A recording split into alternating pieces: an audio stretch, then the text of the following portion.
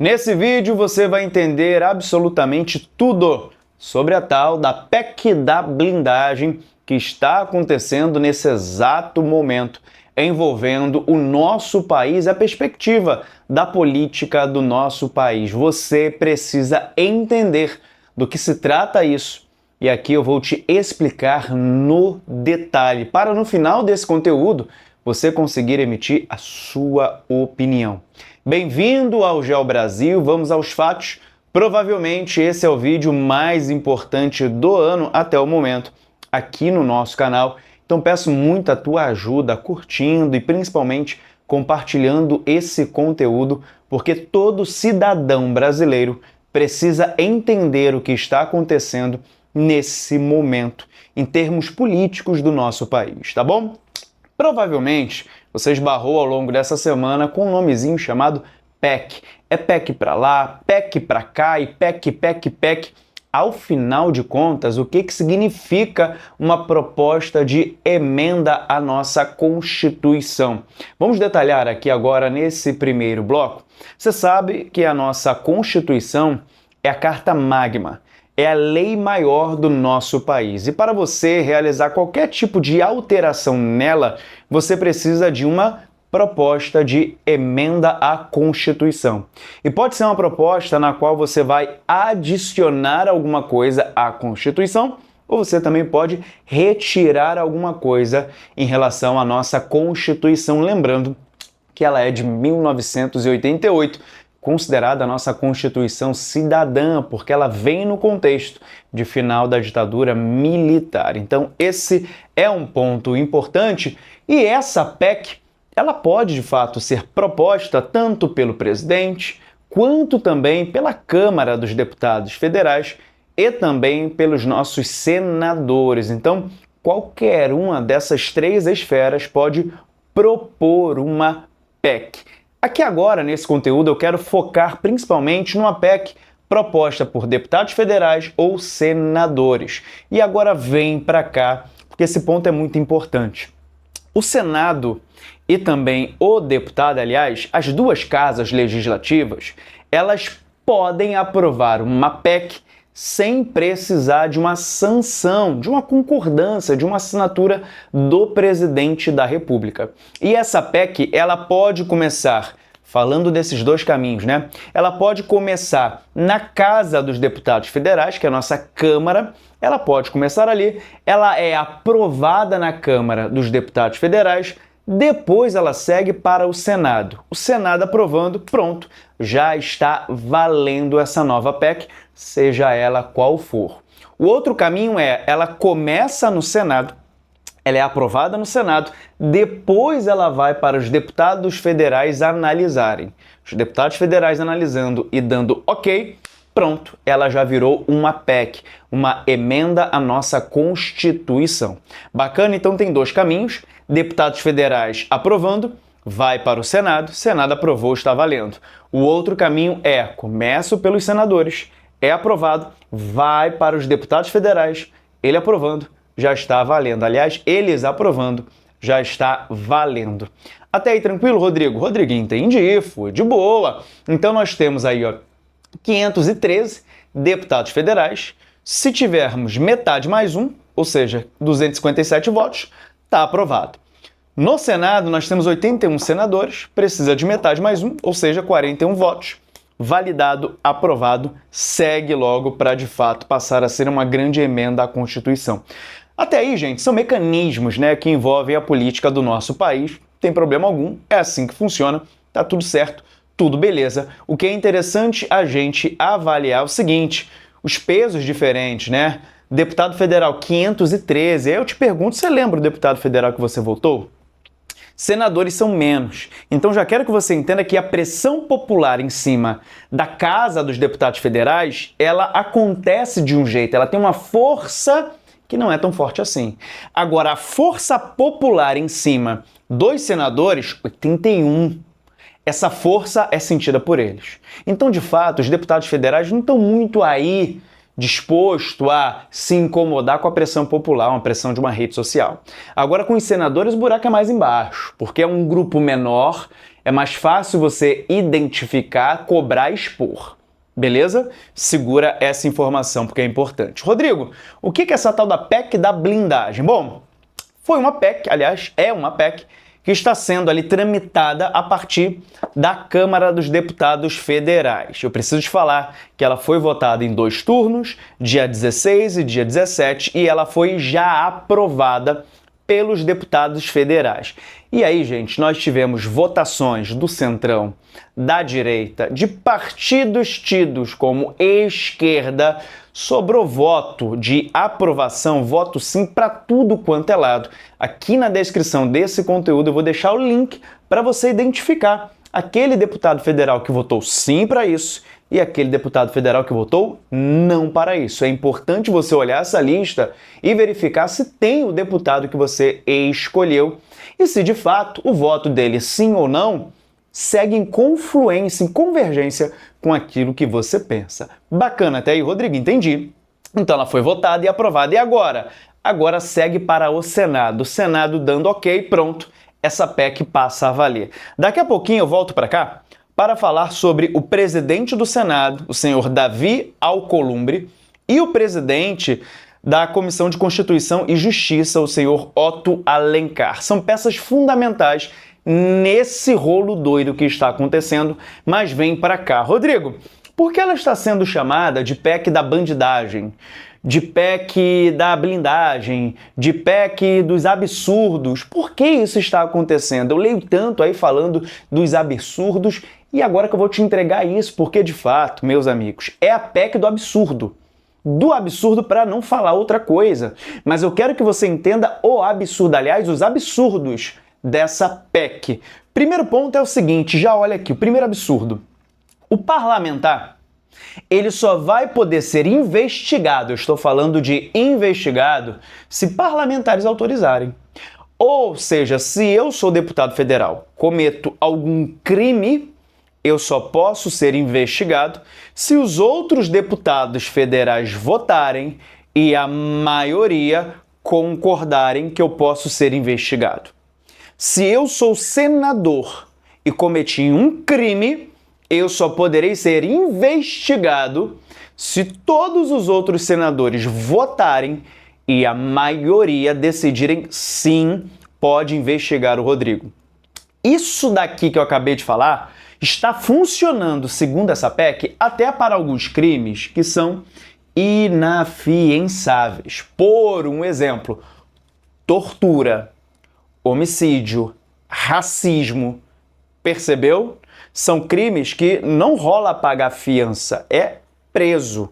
Só que eu posso, enquanto deputado e senador, cometer crimes até o inafiançável e mesmo assim eu só posso ser investigado, eu quero repetir muito isso para você, eu só posso ser investigado se os deputados concordarem, se os senadores concordarem.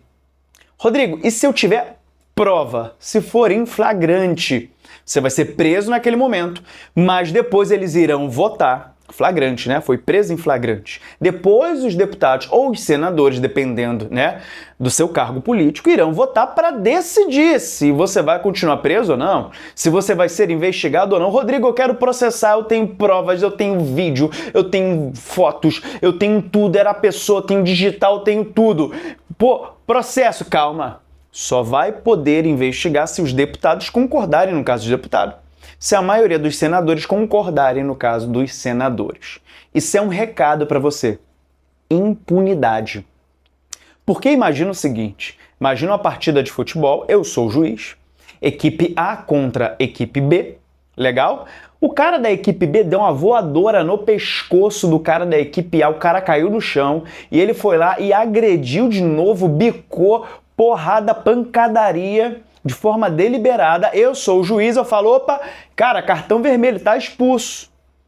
Aí a equipe B fala assim, pera aí, juiz, tu não pode expulsar não. Deixa nós, que pertencemos ao time desse cara, desse agressor, nós iremos decidir se ele pode ser expulso ou não.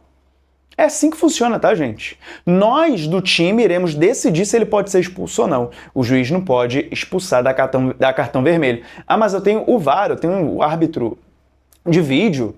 Cara, eu tenho tudo aqui, câmera e tudo. Foi na nossa cara, tá comprovado. Não só pode investigar ele se todo mundo do time aprovar. É exatamente isso que está acontecendo. Mesmo se houver provas, só vai poder ser investigado com a autorização, gente. Com a autorização dos deputados, se ele for deputado, dos senadores, se ele for senador. Percebeu isso? É impunidade, eu posso fazer o que eu quiser. Se eu tiver um bom relacionamento ali entre os meus pares, isso não vai pra frente. E concorda aqui entre a gente que um relacionamento bom é que eles têm, né? Tá vendo? Legal até aí? Ou seja, você elegeu um deputado que está legislando em prol deles, ali, da galerinha dele, não para defender o teu interesse. Você escolheu um senador que provavelmente vai entrar nessa daqui, e nós teremos aí o posicionamento desse absurdo ou não, que se o cara falar assim, um senador falar assim, ele também está governando para a classe dele, não para o povo brasileiro. Isso a gente já sabia, né? Mas isso daqui escancara mais ainda. Segundo ponto, é o voto secreto. Segundo absurdo é o voto secreto, ou seja, vamos lá. Cometi um crime, tá? Sou um deputado, cometi um crime. Os meus pares, os outros deputados, irão votar para ver se eu posso ser investigado. Só que esses outros deputados irão votar de forma secreta. Olha que coisa linda!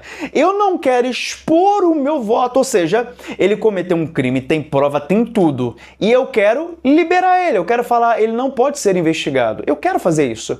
Só que eu também não quero me expor. Imagina, eu concordando que um criminoso que está no cargo de deputado, que ele não pode ser investigado, eu quero livrar o meu amigo, só que eu não quero me expor. Eu não quero passar por esse constrangimento, por essa vergonha. Então meu voto tem que ser o quê? Secreto. Os parlamentares votam de forma secreta. Não vai investigar. Quem votou para não investigar? É secreto. Esse é um outro absurdo, se você quer de fato colocar esse primeiro absurdo, por que você não se expõe? Você está com vergonha de quê? Por que você não quer dar o teu nome falando, olha, eu voto para esse criminoso não ser preso? Por que você não se expõe? Você tem medo de quê? Fala pra gente aqui. Você está com medo de vergonha de quê? Tem algum problema? Não é esse seu posicionamento? Então vai lá, dá as caras. Eu votei para ele ser solto. Eu não quero que ele... Mas tem provas. Mas mesmo assim, não quero. Não acho legal, não acho justo. O voto secreto é um outro absurdo, porque ele quer ser livrado da vergonha e do constrangimento. Terceiro absurdo! Tem mais, Rodrigo. Uns 50 absurdos, mas eu separei 3 para você ficar antenado. Terceiro absurdo. Privilégio para o presidente de partido. Se você não é deputado e você não é senador, porque se você for, já tem foro privilegiado, mas você não é. Você é só um presidente de partido. Legal? E o seu partido é representado na Câmara e no Senado, ou seja, se você é uma pessoa comum, mas é presidente de um partido, você passa a ter agora o quê? Foro privilegiado. Por quê, professor? Porque se você é o presidente de partido e não é deputado nem senador, se você comete um crime, você é investigado pela instância comum. E na instância comum, gente, nós sabemos que o processo ele é muito mais rápido, muito mais intenso, e você tem a maior chance de ser penalizado no rigor da lei, num tempo menor. Agora, se o teu processo... Gente, você é só o presidente do partido. Só, né? Você, cometendo um crime, você passa a ter um foro especial, privilegiado, e você só vai ser julgado pelo STF. Nós sabemos do tamanho da demanda do STF, nós sabemos da estrutura do STF, é um processo mais lento, mais burocrático, é um processo que envolve questões políticas também, ou seja, eu estou colocando a pessoa sem privilégio algum, sem privilégio diante a lei, né? Algum, para agora se tornar um privilegiado só porque ele é presidente de partido também. Então ele vai ter um tratamento diferente em relação à lei porque ele é presidente de partido. Entre outros absurdos, tá? Esses são os 3 principais. Agora, olha para cá. Saiu dos deputados federais da Câmara, foi para o Senado. O presidente do Senado, Davi Alcolumbre, já falou: não vou acelerar essa PEC. Ela vai seguir o rito normal, o rito comum de qualquer outra PEC. Irei mandar ela para a Comissão de Constituição e Justiça para ser apreciada. E lá temos o presidente da Comissão de Constituição e Justiça, chamado senhor Otto Alencar, e ele já falou que essa PEC é uma vergonha, que ele é contra e que ele vai trabalhar para essa PEC ser enterrada lá no nosso Senado Federal. Agora, você entendeu a magnitude disso? Comenta aqui. Você concorda com a PEC da blindagem, sim ou não? E nós agora, você que é um cidadão brasileiro, que acha isso um absurdo assim como eu, se você tem opinião diferente, eu vou respeitar. Mas eu preciso falar que é um absurdo e vou lutar contra. Se você, assim como eu, acha um absurdo e quer lutar contra para derrubar essa PEC, faz uma pressão nos senadores. Vamos fazer essa pressão a partir de agora em cima dos senadores, para essa PEC ser exterminada, ser enterrada no Senado e esse absurdo não avançar. Deixa o teu comentário aqui. Além disso, pega esse link e distribui, por gentileza, em outros grupos, para outras pessoas, para a gente entender juntos qual é a importância da derrubada dessa PEC. Esse absurdo, ele não pode avançar. Um beijo no teu coração, te vejo no próximo vídeo. Até lá!